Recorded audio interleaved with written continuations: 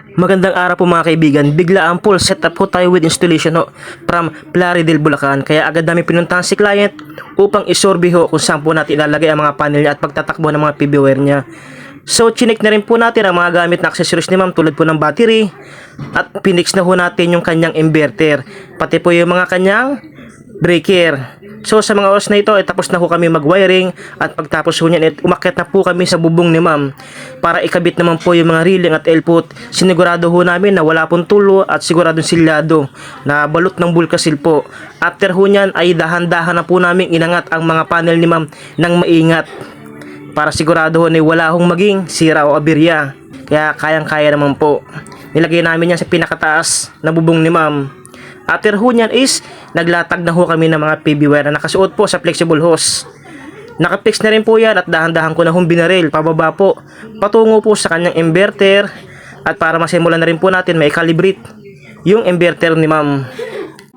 After ho natin may fix at may latag ang flexible ni ma'am patungo po sa inverter, kumuha na rin po tayo ng grid sa kanyang breaker. So binaon ko na po dyan yung ating grounding. Dahan-dahan pong pinapalo ng maso para suwabe po ang pagkakabaon. So pinipinturahan ko na po yung frame ni ma'am.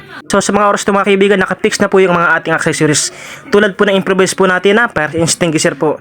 Tapos yung AC SPD ho natin, tapos yung ating AC breaker at yung ating watt meter. Tapos yung DC breaker po natin sa ating panel. Tapos yung ating ATS so. Tapos nakapix na rin po yung ating breaker po sa battery at nakakalibrate na po yan ha, yung ating inverter. So sa mga oras na ito is hapon na po, going alas 6 na ho eh. Kaya medyo mahina na ho yung harvest niya. So nilagyan na rin po namin ng pilot po na ilaw para malaman ho kung naka solar mode o kaya naka grid po siya. Yan ho. Pinagbangga na rin ho namin sa indicator po ng battery kung tama ho. Binalikan po namin si ma'am, kitang-kita po sa kanyang metro po na Meralco is wala na po tumatakbo na galing po sa Meralco na kuryente. So naka-centralize po ang kanyang ilaw sa baba at sa taas po. First floor at second floor naka-centralize po ng solar po yan. Sa solar po kumukuha. Pati po yung dalawang electric para nakikita nyo po is naka-solar po yan mga kaibigan. So may mga appliances pa si ma'am na naka-solar din po sa loob, yung kanyang electric pan sa loob. At ito pong kanyang aircon na 1.5 HP. Naka-solar na rin po yung mga kaibigan. Tapos ito pong kanyang rice cooker kasi tanghalin tapat na to mga kaibigan. Nakasolar na rin po yan. Sabay-sabay po namin yan pinapagana para matis. So umabot na ho ng mga kulang-kulang 3,000 watts po mga kaibigan. Para malaman ho namin kung magkakatalaga sa 24 volts.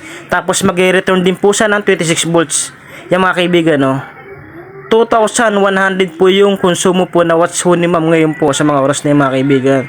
So okay na po yan yung setup na yan. So PM lang po kayo, tawag kayo mga kaibigan. Labor lang po kami dyan.